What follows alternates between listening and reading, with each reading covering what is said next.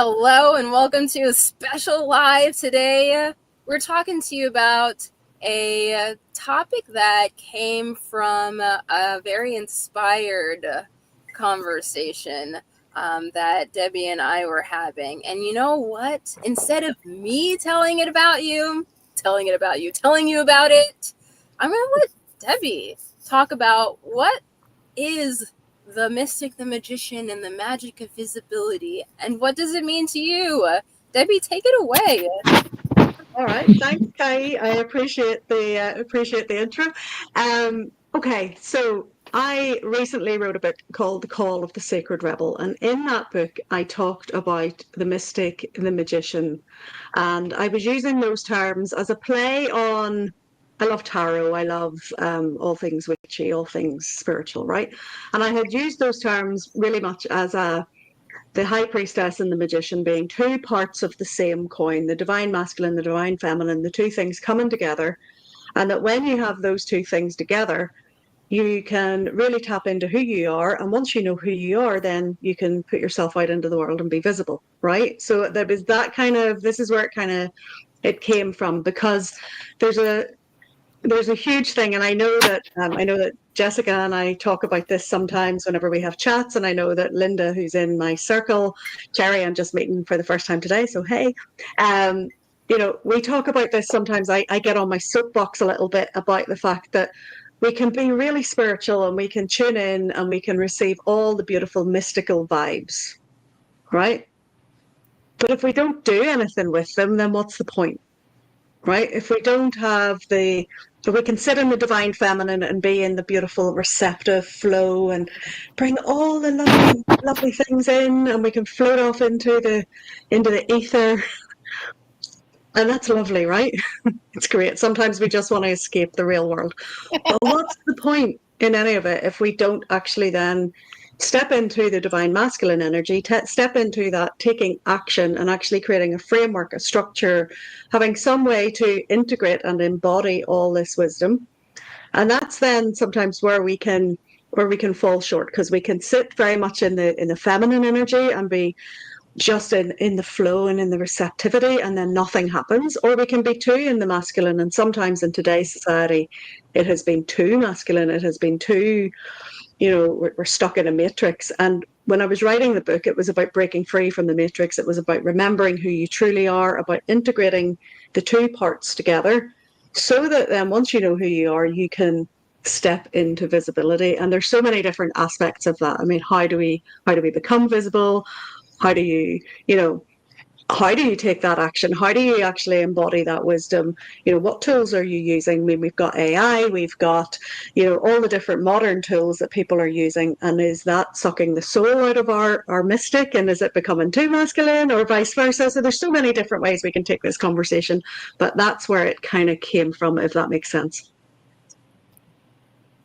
Yeah, thank you. Because tying in these archetypes to visibility, one, is a feat in itself. And you've done it very masterfully so that people can actually ground into it, relate to it, and then take the actions that they need to in order to go from invisible to unstoppable, right? So yeah. I'm curious, what kind of stories do we have about how we've done that ourselves? Who are we relating to, as people on this panel? And by the way, those of you who are watching out in the audience out there, we see your comments, so feel free to contribute to the conversation. But what are we doing, that really speaks to what Debbie is talking about here? So before I hop into that, I want to say, what everything you were saying, Debbie, reminds me of is that Dolly Parton quote, and I'm going to probably butcher this, so I apologize, but it's find out who you are and be that on purpose. Love it. I love that. All right. I love that. I love that. How does it speak to you, Cherry? How do you tell me about your story? So lifelong witch. I have just actually evolved from my form of pop art witch to pop star witch, and I have been embracing my destiny, essentially. I am building a signature program called Design Your Destiny, and I started this journey in 2016, kind of figuring out like what do I want to do. So my two things that I would consider myself is at my core an esoteric researcher and a fame researcher, right? And the fame experiment was always supposed to be one of my best friends, and I realized around that 2016 period, oh, I'm the test subject that's always available. I might as well try this on myself because I'm really curious about the mechanics behind it. And I'm also very curious about the energetics of fame, right? And that really speaks to the magic of visibility. Back when I was in college, I was thinking about celebrity Gerard Way, and I was like, wow, what is it like to have so much energy directed at you? And I think that's something that like a lot of celebrities miss when they start to go into this field is, for those of us who have like our heads on straight about it, like you accept that it's going to be 50% love and 50% hate. A lot of people who try to go into it, like, well, I just want to be loved, right? But it's an energetic transmutation of taking all that energy and alchemizing it into something new, right? So that's kind of my thoughts on some of this. And for myself, I want to go down this path. That's a really big path because it challenges my intellect, right? Like I am testing out a theory that I can build a business and make money from it and pay for my art. And my business is teaching witchcraft and magic and all sorts of esoteric things. And my craft is musical, theater, movies, and again, being a pop star witch. So that's kind of where I'm at with all this. And I've been embracing, as I just turned 40 on Monday, really embracing stepping into this next layer of visibility as a 40-year-old. It's a really... Oh, sorry. It's a really interesting blend as I listen to you talk, Cherry, of like how you've woven the mystic and the magician together, right, into this visibility. Like there's some very, like you've got your witchy esoteric side for sure, but there's a lot of intentional action that you're taking to make it to come to life, right? You're not just sitting in that mystic energy hoping it's going to manifest itself. You're really doing what the magician card does in the tarot, which is pull right from down and like bring it to earth and anchor it in so it comes into something that's really alive and like you can put your hands on. Oh, sorry. Absolutely. And I'm curious, how does this all affect you guys? I'm a yapper, so I have to stop myself from yapping a little bit or else I will just yap the entire time. So I want to make sure I open the space because I think this is such a beautiful topic. Like, how are you guys combining your mystic and your magician, and how are you using it to show yourself off and to let basically being a channel to show off to the world what's coming down through you, right? Mm-hmm. I'm happy to answer that if you will. Yeah. Yep. For me, it's been very much about.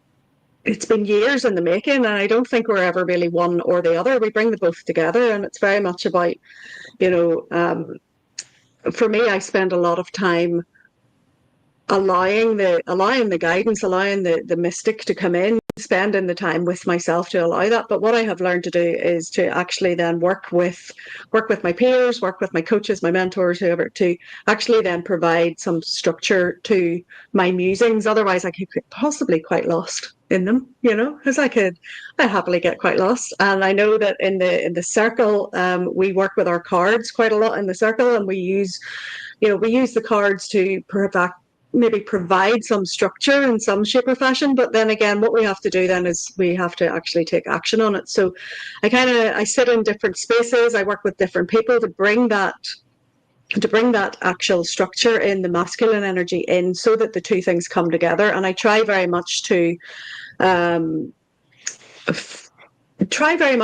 apply the wisdom rather than just allowing it to be there and then forgetting about it. Because, I'm in my 50s now. I've got perimenopausal brain going on here, right? I got brain fog going on. So sometimes I have brilliant ideas and the mystic comes through at 3 a.m. and she's like, yes, here's all these ideas. And then sometimes I need the structure of the masculine to come in. So I have started to put things in place in my life where I liaise with other people. I actually then step into accountability spaces where I'm like, right, okay, I've said I'm going to do this, so I'm going to actually do it. And then I reflect back. And I think, Jessica, we talked about this quite a lot, about the power of reflection and not outsourcing your power, because I think sometimes the temptation when you do this work is you have all the guidance, and then perhaps in today's world you run to ChatGPT and go, tell me what it means, tell me what to do with it, right? That's where we kind of outsource the power, isn't it? That's a really good point, Debbie, about these other resources that we have, these modern resources that are becoming available to us. I wonder what archetype that is. Does it enhance? Does it detract? Does it depend on how it is that we interact? Like, there's so many factors. I see Cherry's wheels turning. I see Jessica nodding. The first thing that actually comes to mind. So I also do a lot of tarot. That's actually my first course I'm about to release. That Design Your Destiny is a signature program that's still in the works, but I'm hoping this weekend getting everything ready and done to fully just go all in on my course, Instantly Interpret Tarot, where I talk deep about interpreting cards and stuff like that. So the first thing that comes up when it's talking about tools and AI is, oddly enough, the Wheel of Fortune. I don't know. I'd love your input. That's what came up for me when talking about AI, because that is just throwing the wrench in the works in either a good way or bad way, depending on your point of view. But given that Wheel of Fortune energy for me. I always see it as a really masculine tool. Like, the emperor, right? There's that it's brilliant for giving structure to the nebulous, right? So we look at that journey of the fool to the magician to the high priestess to the empress to the emperor, and it's like we've got this brilliant, amazing creative process happening, right? And then if we use it correctly, that's an if, right? We have to be very intentional about how we use AI, I think. It can give us that much needed structure that sometimes that mystics really struggle with, right? How do I take all these brilliant ideas, these channelings, and bring it into something that translates into something that you can work with? So I always kind of view it through this emperor energy. But there has to be that balance, right? There has to be, we can't be all emperor, all magician, and so we have to be really wary that that's how it interprets it. That's its lens. That's its zone of genius. It's the structure. So we don't want to lose the mystic in that process, though. So it's like this really, it's an interesting, and we've all used it. You put it in and you're like, wow, that stripped everything magical that I ever, like, you looked at exactly the wrong aspects of what I needed you to look at. You know what I mean? Got it. Yeah, sorry, Kai. It's definitely a topic that needs exploring, I think, as part of this, because it is a very masculine tool, and as you say, it does strip the soul clean out of it. It's very much about how you use it, So there's so many different tools. Linda, what about you? How do you fit in with it all? I think, obviously, probably being the eldest here, I'm very much a book girly because I was brought up on books when there were no technology. So for me, the whole visibility and transition and what you go to, and being very much hidden, because when I started on my journey, certainly with witchcraft, it was very much a hidden thing. It wasn't visible. It wasn't something you talked about. From sneaking witchy magazines that you could only get in certain places in the city centre. You sneak in up on the bus after school, sneak them in your bag, and that's it. So for me, it was a massive thing to come out, if you like. So that's been 40 years in the making, really, from a young teen up to, mid-late 50s. And I'm getting my head round now thinking, oh yeah, let's use AI tools. Let's do this. I mean, I think it was only a couple of months ago, wasn't it, Debbie? And you said to me, chatty. So now I've got this little account and I go, hi, Chatty, how you doing? Like he's my best mate or something. And he obviously really isn't. I always say, how are you doing? Thanks very much. So I think he's just talking to me. But then you look at it and it's good, but you still need to put your own flavour on that and keep grounded. I suppose it's just the same as any of the books you read. But I agree with you, Jessica, in that it feels a masculine type of energy, the AI. But yeah, it's the visibility, I think, is very much was stepping into more the masculine and just finding your voice and saying, who you are and what you're doing and why you're doing it. Because we all know fellas are just generally more like that, aren't they? They just, it's out. They don't think as much in, they don't think around the house, as I say. But like with witchcraft, as we all know, which is here, it's an utter combination of the two. They both complement each other, and sometimes you really need to grasp your masculine energy, and other times it's your feminine that you need to tap into and go with. Mind if we start to Absolutely. define some of these terms for maybe, someone who's hopping onto this live stream who's just not familiar with masculine, feminine, and Jessica started to speak to this. Can we get some more, like just a little bit more about how it is that we can relate to this in the context of this conversation? Yeah, sure. That's a really good idea because, sometimes I'm guilty of this all the time, that you just assume people know what we're talking about. So yeah, good call. Um, happy to jump in unless anyone else wants to I did want to go say for just it. quickly, the best way I've heard it described, and I use this metaphor all the time, and I forget where I found it, but you'll see it around, is the feminine is the compass and the masculine is the machete. And if you just let the masculine go, he's going to go down a path and just chop down the entire forest or just chop down a big area, but then have to backtrack because he didn't listen to the compass first. So that's all I had to say. It's pretty cool.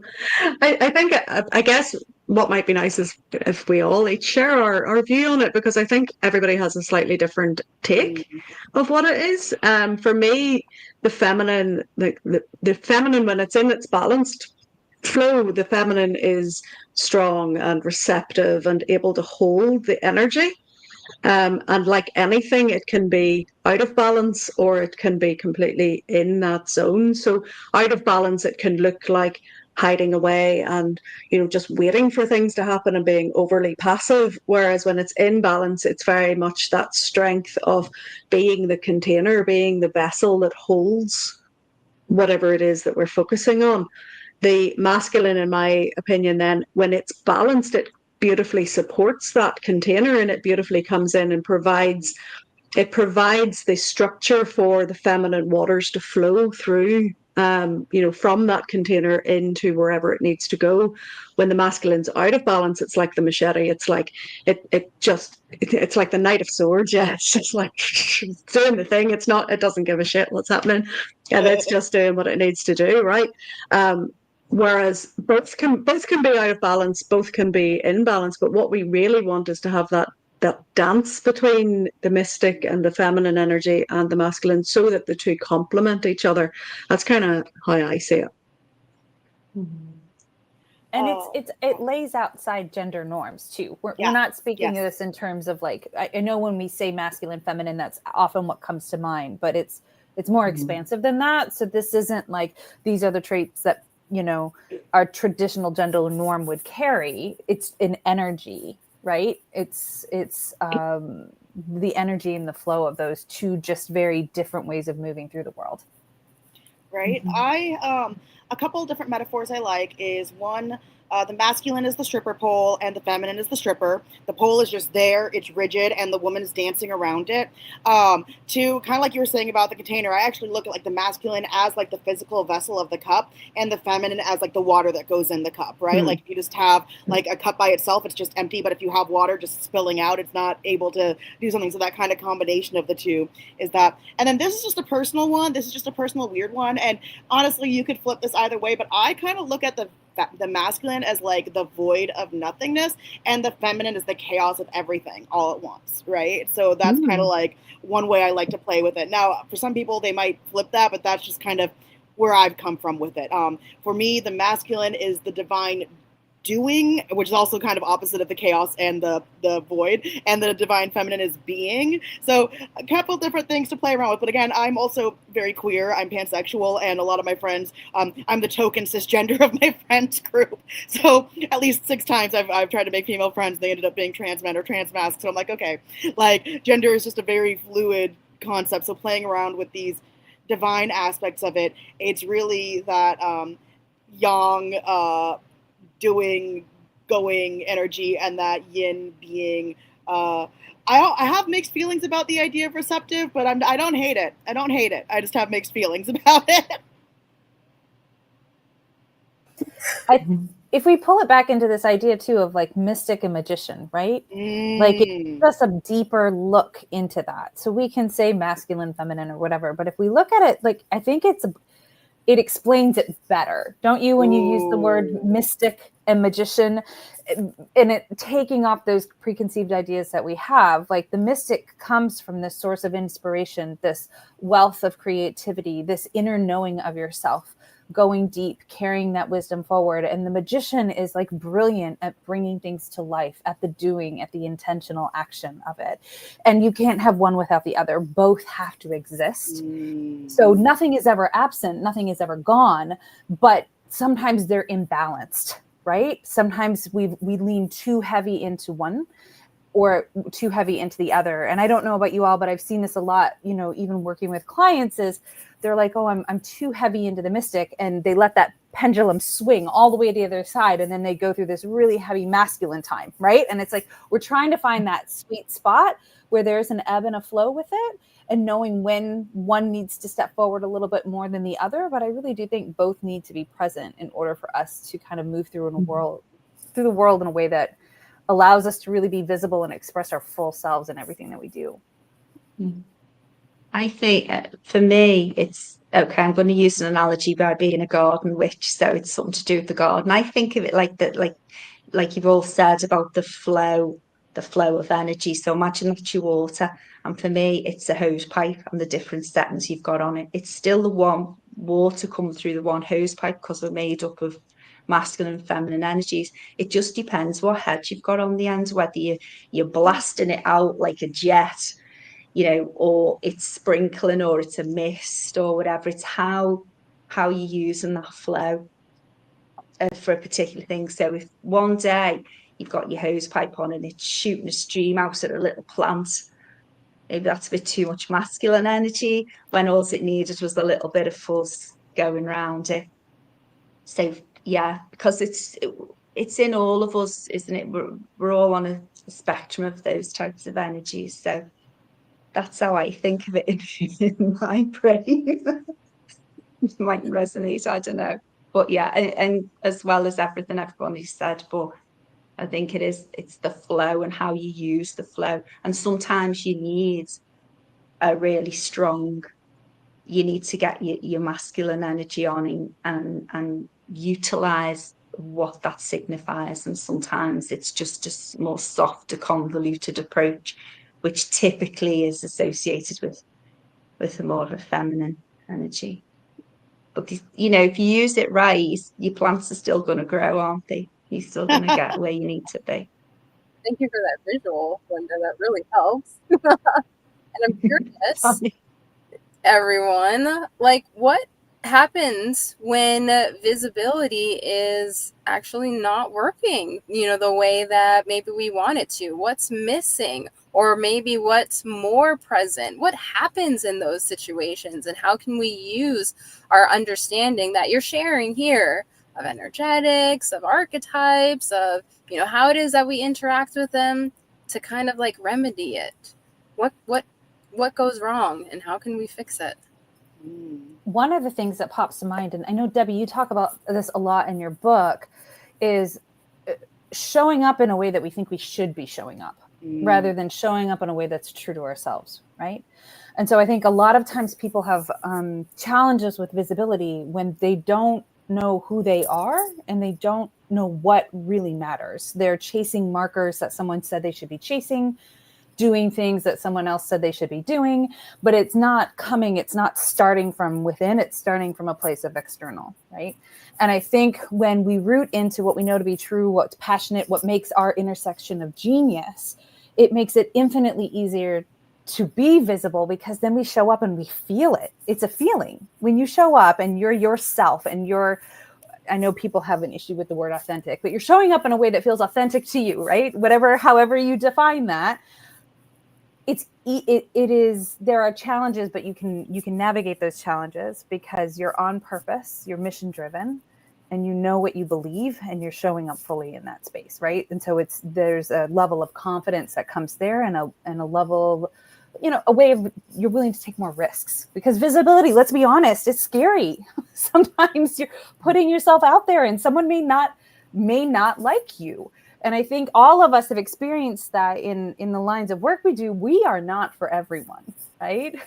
And so, and inevitably, when you put yourself out there to be seen, someone's going to come by, and it almost feels like a hit to our personal selves, I think, with visibility. When someone rejects the work, they're rejecting us, because we are so tied. Our story, our experience is so tied into our work that it can feel the same. And so I think that's something that we sort of carry, that often isn't looked at enough, perhaps, that we have to kind of give ourselves space and be okay with not being for everyone. Yeah. In fact, if we're doing our job right, we shouldn't be for everyone, right?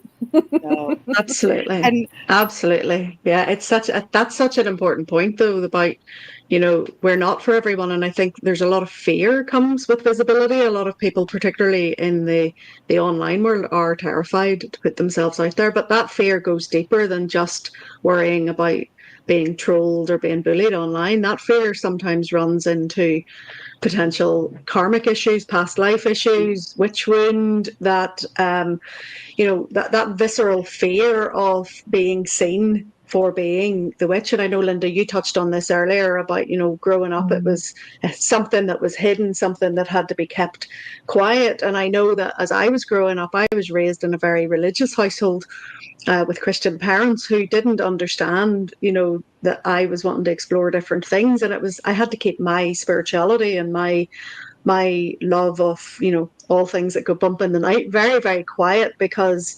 it wasn't safe to be visible in a way that, even just with my dad, I wasn't allowed to speak my mind, so I didn't use my voice, and that played into visibility. That played into the fact that I couldn't actually say the things I wanted to say or be who I came here to be. So I know I did a lot of work on that personally with myself, and a lot of that I explored when I was writing the book. It was really cathartic to get a lot of those stories out, and to get a lot of, like, that fear of speaking out, of using my voice. And when I was doing some journey work and working in the Akashic records and working in, in different realms, or different unseen worlds, whatever you want to call it, spiritual realities, I was experiencing times when I hadn't used my voice, or and I had then been subjugated or burned or all those things. And I think women in particular, it happened to men as well, but I think women carry that fear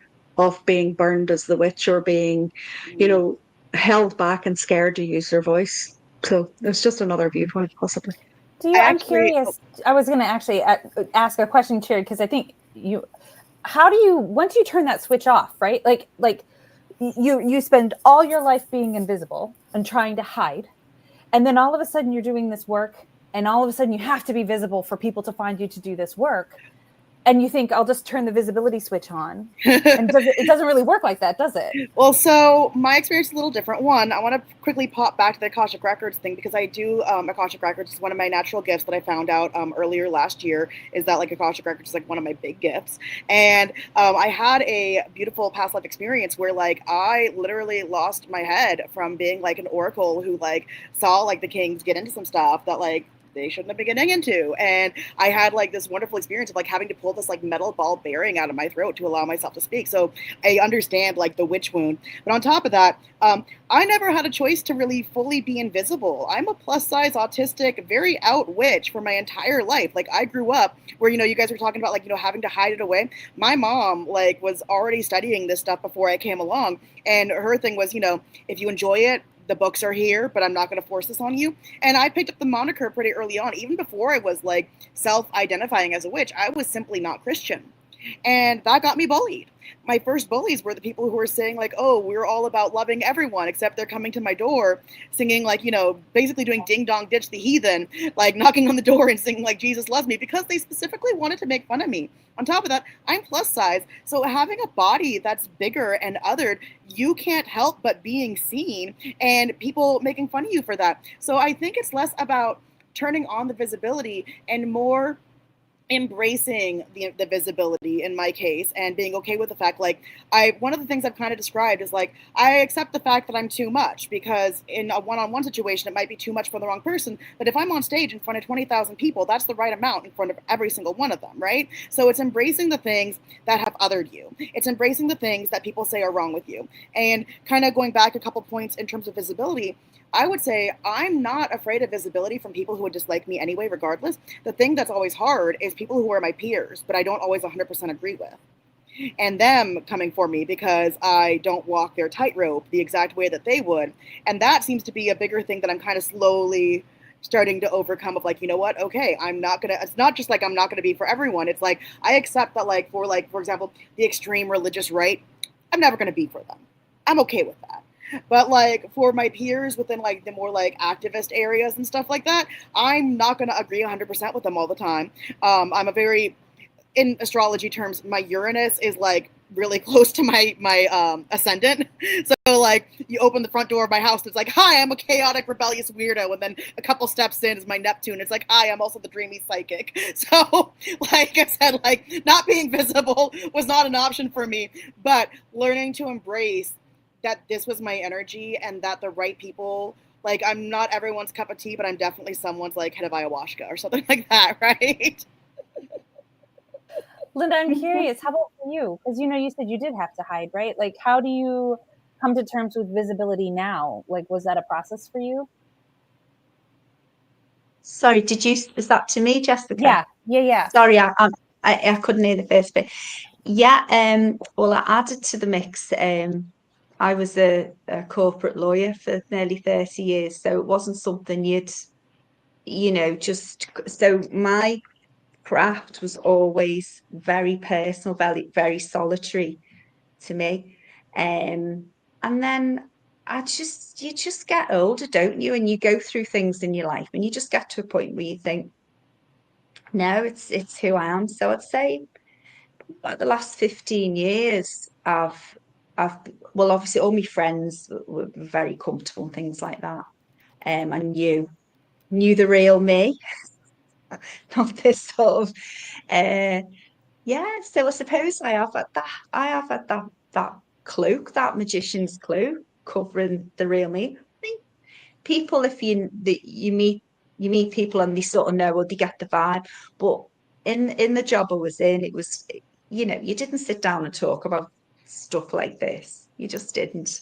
Which, you know what, that was okay, because it never made me feel I couldn't do it, or it was always like my secret, but it was just my thing. It was who I was. So I could almost take off that cloak and leave it and just be who I was. But it is a thing for me anyway, the visibility, for lots of other different reasons.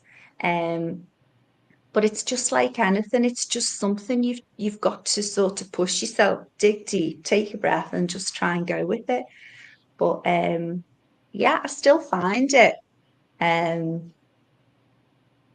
as much.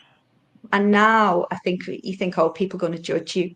I really couldn't give one or any. I'm not going to say it, but I really have got none left to give. And whether that's my age or what I've been through in life. And I think no, I really couldn't give a monkeys. Because as we say, we're not for everyone. But then the people who do resonate with you and want to be with you and want to listen to you or want to share, you attract them. And the other weirdos or trolls who are just saying nasty things, well, that's just about them. Their opinion is none of my business. It's their business. And I don't want to And know.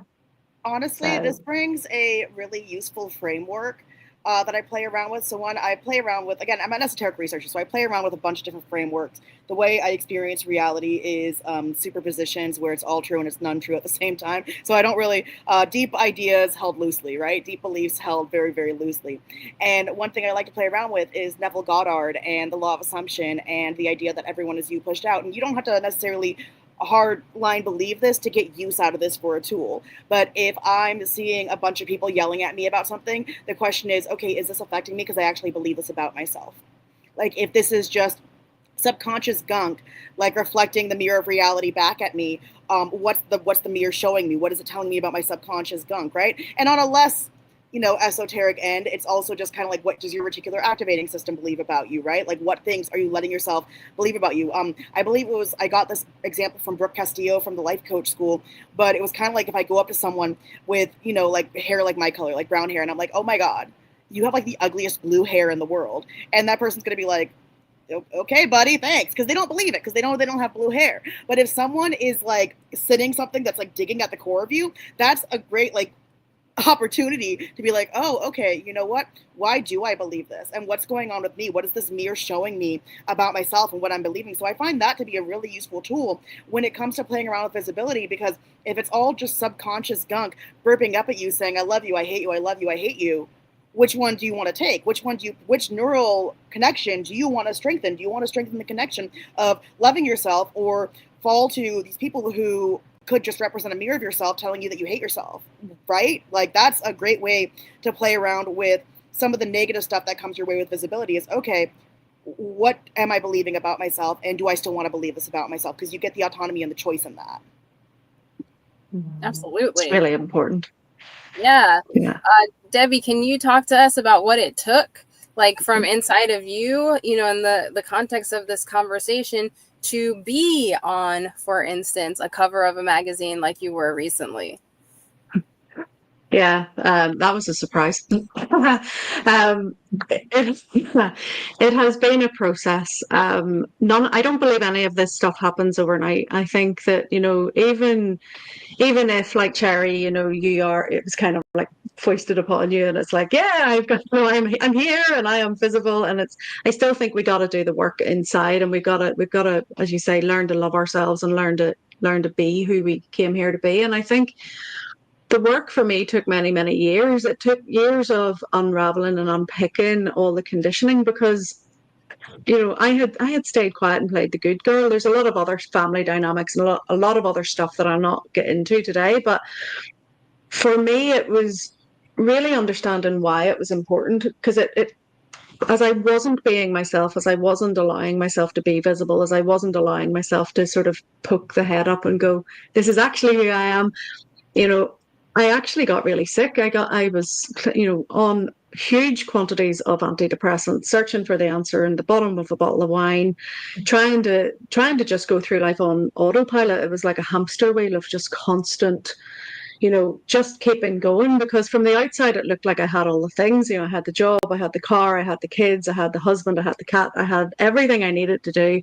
It was like, let's do the thing. But inside I was screaming because I wasn't being myself, but I didn't even really know who else to be, because I had lived that way so long. My father passed away suddenly when I was 14, and at that point I put a massive wall of, well, I have to be okay for everybody else, and I just best not rock the boat, and I'll just do the thing and not let anybody get close, because if anybody gets close, they're going to just die and leave me, because my 14-year-old brain made that connection, which was, as an adult looking back, I can go, wow, okay, that wasn't really where it should have gone, but that's where it went. And that stayed with me right up until I found Reiki, where I found healing, where I started to find these different things that came about because of life quakes, which is a term that Jess introduced to me after reading a book. Where thing after thing after thing kept coming in and rocking me. And I see it now that I have this understanding in the spiritual community. I can see that this was my mystic coming in, and it was her kind of, nudging me to where I needed to be.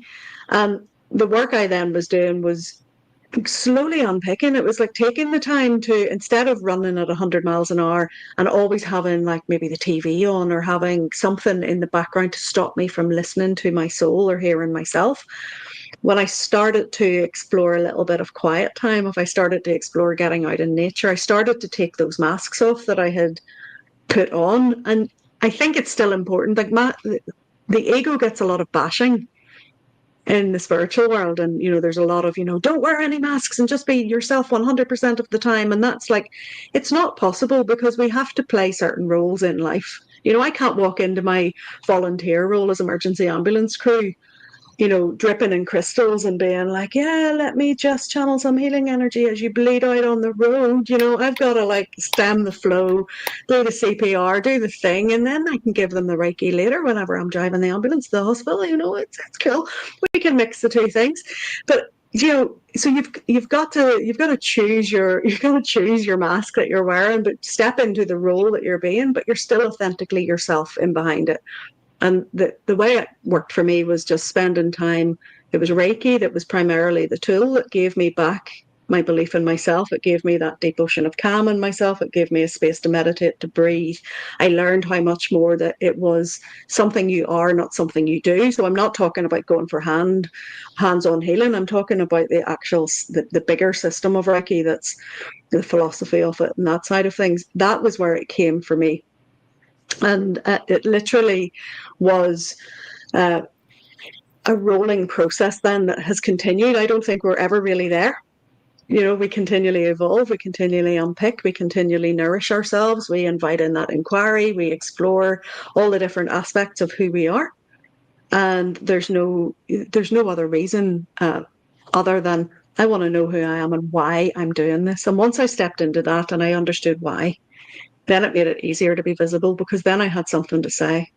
And yeah, it's still terrifying to be on a cover of a magazine and to do things like this and to be out and about because there are people from people in my family, people around who still don't really, they maybe remember me from 20 years ago.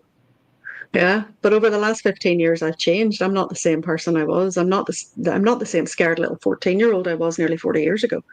Do you know what I mean? It's like, right. I am a different person now, but I think as we grow and as we evolve, so long as we always remember who we are and why it's important to us and we take the time to really connect with that, then it becomes less scary to put yourself out there because as Cherry said, whatever pops up that's potentially triggering something inside you, you have the self-awareness then to actually pause, take a breath and respond rather than react. And I think that's the most important thing. But I'd be interested to hear anyone else's view on that too. Well, actually, before I'm going to circle back to some more of the feminine masculine discussion as it relates to visibility because I had this thought and then I have ADHD, so I got sidetracked. Right. Something I wanted to quickly mention is I think of visibility in the masculine as what Brendan Kane does when it comes to, like, for example, he has a book called The Guide to Going Viral. And one of the things he's really masterful of is engineering virality by doing the research and studying, seeing what things pop off. Now, on the opposite side, where I would say like someone who's like more feminine and who's just going purely with gut instinctual flow, who's not organizing it in such a hard way, is someone like Simone Soul, who she's building a fan base of like rabid fan base audience because like she's just being pure authentic self and just posting whenever she can. So I think there's an interesting conversation to be had at a later date when it comes to visibility and these two energetics when it looks at like engineering virality. Like, yes, this guy can engineer a viral video and get like 1 million views or like I think he's got like billions of views for his clients over the time, but how much of those people are like hungry for those people later on versus someone like Simone Soul who's not getting like 1 million views every single time, but she has a deep core loyal audience who will like follow her to hell and back, right? So I wanted to just add that into this talk because I felt it was very important for this container to have that information. So there you go. Yeah, no, that's true, Cherry. It's like the quality of visibility, right? Simone is brilliant at that. She shows up and she's like very connected, very forthcoming, like very true. Her stuff is amazing. And the numbers may not be there, but she doesn't need the numbers because the connection is there, right? She's not just fishing in a big vast ocean. She knows exactly where her people are and she's showing up in a way that's authentic to herself. And so she's attracting those people like a magnet. She's brilliant at it. Absolutely brilliant. Excellent. Right. To me, I think. Oh yeah, Sorry. go for it, Linda. You got this. No, I was just going to say on the visibility, I think as well, you get to a point where you're worn out not being visible. And I mean that from like the whole social media thing is another step beyond because it's not just visible to say people around you, family, as Debbie said, or otherwise. It is the world at large, but I think it's so liberating when you just start being yourself and living your path and although you've done it more maybe more openly and not worrying about what people think, because that, I think, is a lot of times is so key, and you're not being visible because you're worrying what other people might think or how you're going to be judged. Because I suppose deep down, it's all a conditioning. If you know something, how you feel, what you want to do, what you want to say, if you'd never not been conditioned to not do that, then you just do it, wouldn't you? And it's learning to break out of that and be visible. And I suppose it's like people going on a stage, actors, it's always hard the first time. The more you do it, it gets easier. But yeah, For the it's a, record, I'm as one of Debbie those said, crazy people. there's a lot of unpick. Yeah, there's a lot of unpicking, isn't there? There's sometimes for a lot of people, women, not just women, but there's a lifetime of conditioning and fitting into the box you're expected to fit into. Ooh. Which whose box, who's decided on the box? Probably a lot of people around you, not yourself. But I just find it so empowering being more visible. You know, even I'm one of too. those. And I was Sorry. just going to say, even too, like I've dyed my hair all my life. So was to Debbie, and I'm sat here with the biggest grey roots because I'm growing it out. At one point, I'd have never in a million rocked up anywhere. Never in a million. Now I'm just, it's here, and yeah, I'm doing this. So what? Rather that than it all fall out, which is what was happening. So it's things like that. But that for me is a massive step. But as I say, probably one of the good things about menopause, it just makes you go, stop this. Don't care anymore. It's interesting the thing you mentioned about being in a box, because here's the thing. So I am one of those people that's very fearless when it comes to being on stage. I love being on stage. I don't really get stage fright. Like, it's like one of those things where like the anxiety is just excitement. I'm like, yes, get me on the stage. I don't care if I flop. I don't care if I like fall on my face. Like, I just love being there, right? But for years, the box I had put myself in was, oh, my friends are the performers. I'm just the background person. I'm just the crew. I'm just the photographer. I'm just the person behind the camera. I'm not allowed to be up there, even though I loved it. So that's, I think, another thing that kind of adds to, your visibility is like, where are you not authentically letting yourself have what you really want, because you're telling yourself that that's not your role, even though, like, who cares? Throw some glitter on it, honey, and go dancing. Throw some glitter on it. Thank you. I got that from Party Monster, but it still applies. Definitely. And now that there's edible glitter, it just makes so much more sense. Edible and biodegradable. There we go. All the things, Linda. All the things. As we close out here, we get to start to synthesize a lot of the things that we've talked about today, especially because of, Debbie set a really important intention for us today, right? And I firmly believe in this intention as well. All of the information is awesome. And if we don't put it into use, then, it may not end up mattering. And we want this to matter, right? So if we can kind of sign off here with the biggest takeaway that you would like, either someone listening or that you would like to take away yourself from this conversation, and also let people know where they can find you, then we'd be doing our audience a great service here. Debbie, would you mind leading us off with that, with this, our sign-offs for today? Sure, absolutely. You can find me pretty much, I'm on most platforms, but I'm most active on Facebook. So you can find me just under Debbie Barr on Facebook. You can also find me on Instagram under the business name of Rocks and Rituals, if you're more an Insta person. I have a website as well, rocksandrituals.co.uk. But ultimately, what I really would love people to take away from today is that you have everything inside yourself that you need, both the mystic and the magician. You have both. And you don't need to keep outsourcing yourself, your creativity, your expression, your power your essence to everybody around you who keeps trying to tell you how you should show up and how you should move through this world. And if I could offer one piece of advice or a takeaway to anyone, it would be please just be yourself, because your essence is all that's needed in this world and you matter so very much. So stop outsourcing it to everyone else and to all the gurus and just trust that you've got this, because you have. Boom. Thank you. Thank you. Absolutely. Jerry, would you like to go next? Yes, I'm gonna finish off with the same advice that I started off with Paul from Dolly Parton, which kind of goes to what Debbie said. Find out who you are and do it on purpose.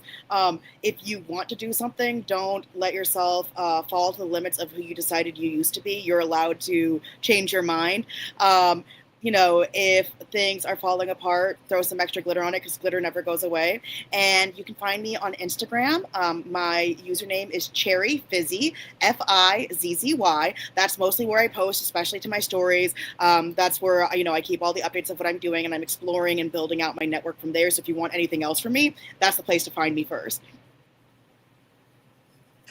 Sweet. And you keep it colorful and interesting. It's like there's glitter on all of your graphics. So thank you, Jerry.